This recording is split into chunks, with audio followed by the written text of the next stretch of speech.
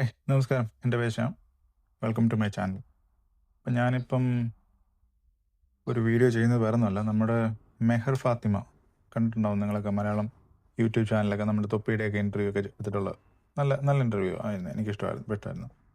വല്ല വലിയ മോശമല്ലാത്ത രീതിയിൽ നല്ല രീതിയിൽ ഇൻ്റർവ്യൂ എടുക്കുന്ന ഒരു പെൺകൊച്ചായിരുന്നു മെഹർ. അപ്പം പുള്ളിക്കാരിക്ക് ഒരു അനുഭവം ഇന്ന് ഇപ്പോൾ സോഷ്യൽ മീഡിയ ഇപ്പം യൂട്യൂബിലൊക്കെ കിടപ്പുണ്ട്. അത് നിങ്ങൾ കയറി നോക്കിയാൽ അറിയാം. നമ്മുടെ എറണാകുളം സിറ്റിയിൽ 10:30 ആയപ്പോഴത്തേന് പുള്ളിക്കാരി ഊബർ കാത്ത് നിൽക്കുക.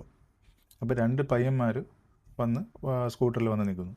അപ്പം അവൾ എന്ത് ചെയ്യുന്നത് വെച്ചാൽ, മെഹർ എന്ത് ചെയ്യുന്നത് വെച്ചാൽ, സ്വന്തം മൊബൈൽ എടുത്ത് വീഡിയോ എടുത്ത്. കാരണം വീഡിയോ എടുക്കുമ്പോഴെങ്കിലും പോകുമല്ലോ എന്നുള്ള എന്താ പറയുക, ഒരു വിശ്വാസം ഉണ്ടല്ലോ. കാരണം യൂട്യൂബറാണ്, അപ്പം വീഡിയോയിൽ വരും എന്നൊക്കെ ഒരു ചിന്ത വന്നിട്ട് ഇവർ പോയിക്കോളും എന്നുള്ള രീതിയിൽ ഇവൾ വീഡിയോ എടുക്കുമ്പോഴും ഇവർ പോകുന്നില്ല, അവിടെ തന്നെ നിൽക്കുക. കാരണം എന്തോ, പുള്ളിക്കാരിയെ കൊണ്ടുപോകാൻ വേണ്ടിയിട്ടാണ് അവർ നിൽക്കുന്നത്, അതും സ്കൂട്ടറിൽ. അപ്പം എന്താ പറയുക, പുള്ളിക്കാരിക്ക് പേടിയായി. 10:30 ആയതേ ഉള്ളൂ, ഊബർ വരാൻ ഇനിയും സമയമുണ്ടായിരുന്നു. അപ്പം പുള്ളിക്കാരി എന്ത് ചെയ്ത്, പുള്ളിക്കാരിക്ക് വേറെ നമ്പേഴ്സൊന്നും അറിയത്തില്ലായിരുന്നു ആ സമയത്ത്. ടോൾ ഫ്രീ നമ്പേഴ്സ് ഒരുപാടുണ്ടല്ലോ. കാരണം ഇപ്പം പെണ്ണുങ്ങളുടെ സുരക്ഷയ്ക്കും അതിനൊക്കെ നമുക്ക് ടോൾ ഫ്രീ നമ്പേഴ്സൊക്കെ ഒരുപാടുണ്ട്. പക്ഷേ പുള്ളിക്കാരി അതൊന്നും ചെയ്യാതെ നമ്മൾ 100-ൽ വിളിക്കുന്നു. 100-ൽ 5 മിനിറ്റിനുള്ളിൽ പോലീസ് അവിടെ എത്തുക. വളരെ നല്ല കാര്യം. നമുക്ക് പോലീസിന് നല്ലൊരു സല്യൂട്ട് കൊടുക്കാം. കാരണം പണ്ടത്തെ പോലെ അല്ല എന്ന് കാണിച്ചു തരുന്ന ഒരു കാര്യം ഇതാണ്. കാരണം പണ്ട് നമ്മൾ സിനിമയിലൊക്കെ കണ്ടില്ലേ, അവസാനമേ വരത്തുള്ളൂ പോലീസ് എന്ന് പറയുന്ന പോലെ. അങ്ങനെയല്ല, ഇപ്പം പോലീസൊക്കെ വിളിച്ചാൽ ഓൺ ദ സ്പോട്ടിൽ നിങ്ങളുടെ സ്ഥലത്തെത്തും.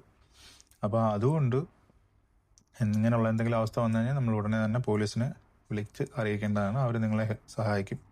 നല്ല കാര്യം. പക്ഷേ ഇതിപ്പം എനിക്ക് മനസ്സിലാകാത്തൊരു കാര്യം, 10:30 ആയപ്പോൾ നമ്മുടെ നാട്ടിൽ ഒരു പെൺകൊച്ചിന് സ്വസ്ഥവും സമാധാനമായിട്ട് ഇറങ്ങി നിൽക്കാൻ പറ്റുന്നില്ല. ഇത് എറണാകുളം സിറ്റിയിലാണ്, ഇത്രയും വലിയൊരു സിറ്റിയാണ്, ഇത്രയും ആൾക്കാരുള്ള സിറ്റിയാണ്. എന്നിട്ടും 10:30-ക്കൊക്കെ ഒരിടത്ത് ഇറങ്ങി നിൽക്കാൻ പറ്റുന്നില്ല. ഞാനിപ്പോൾ ദുബായിലാണ് താമസിക്കുന്നത്. ഓക്കെ, ഞാൻ ദുബായ് എപ്പോഴും സേഫാണെന്ന് പറയാൻ കാര്യം എന്ന് വെച്ച് കഴിഞ്ഞാൽ, എനിക്കിപ്പോൾ 12 മണിക്ക് വേണമെങ്കിലും എനിക്ക് ഇറങ്ങി താഴോട്ട് പോകാം. എൻ്റെ വൈഫിന് ഒറ്റയ്ക്ക് വേണമെങ്കിലും താഴോട്ട് പോകാം. കാരണം ആരും ഒന്നും പറയത്തില്ല. കാരണം വെച്ച് കഴിഞ്ഞാൽ ഇവിടുത്തെ സിസ്റ്റം അത്രയ്ക്ക് സ്ട്രോങ് ആണ്. അതുകൊണ്ട് ഇവിടെ എന്തെങ്കിലും സംഭവിച്ചു കഴിഞ്ഞാൽ അവൻ്റെ ജീവിതം തുലയും എന്നുള്ളത് എല്ലാവർക്കും നന്നായിട്ട് അറിയാം. ഇവിടുത്തെ ശിക്ഷ അത്ര കഠിനമാണെന്നുള്ളത് അറിയാം. അതുകൊണ്ട് മാത്രമാണ് ഇവിടെ ഇങ്ങനെയുള്ള സ്ഥലങ്ങളൊക്കെ ഉണ്ട്, ഇല്ലെന്ന് ഞാൻ പറയുന്നില്ല. ഇതിനൊക്കെ വേണ്ടുന്ന സ്ഥലങ്ങളും കാര്യങ്ങളുണ്ട്. പക്ഷേ അവിടെ മാത്രമേ അവർ അങ്ങനെയുള്ള പരിപാടികൾ കാണിക്കത്തുള്ളൂ. അവിടെയും പോലീസിൻ്റെ ചെക്കിങ്ങും കാര്യങ്ങളൊക്കെ ഭയങ്കര ശക്തമാണ്. അപ്പോൾ അതുകൊണ്ട് എല്ലാവർക്കും ആ ഒരു പേടിയുണ്ട്. പക്ഷേ നമ്മുടെ നാട്ടിൽ എന്ത് പറ്റിയെന്ന് അറിയത്തില്ല. ആൾക്കാർക്ക് ഇപ്പം ഒരു പെങ്കൊച്ച് ഒറ്റയ്ക്ക് നിൽക്കുകയാണെങ്കിൽ അതിൻ്റെ അടുത്തുള്ള അധികാരം വേറെ ആയിട്ട് തോന്നുന്നു. എന്താണ് എനിക്ക് മനസ്സിലാകുന്നില്ല. കാരണം ഇവരുടെ ആരുടെയും അമ്മയും പെങ്ങന്മാരും ആരും ട്രെയിനോ അല്ലെങ്കിൽ ഊബറോ വിളിക്കാനൊക്കെ ആയിട്ട് രാത്രി ഇറങ്ങത്തില്ലയോ? എന്താണ് കാര്യമെന്ന് എനിക്ക് മനസ്സിലാകുന്നില്ല. എന്തായാലും ഇതൊന്നും നല്ല കാര്യമല്ല. ഇതുപോലെ പണ്ട് എൻ്റെ ഒരു ഫ്രണ്ട് പഴവങ്ങാടിയിൽ ഉണ്ടായിരുന്നു. അപ്പം ഞങ്ങൾ അവിടെ പോകുമായിരുന്നു. പോകുന്ന സമയത്തും ഇതുപോലെ തന്നെയാണ്. കാരണം ആ സമയത്ത് വേറെ ആരുമില്ല, ഞങ്ങൾ പോകുന്നത് വേറെ ഒന്നല്ല, ഞങ്ങൾ അവിടെ പോയിട്ട് തിരിച്ച് അവൻ്റെ കൂടെ ഓട്ടോറിക്ഷ തിരിച്ച് വരുമായിരുന്നു. അപ്പം ഞാനവിടെ പോയപ്പോൾ ഒരു പ്രാവശ്യം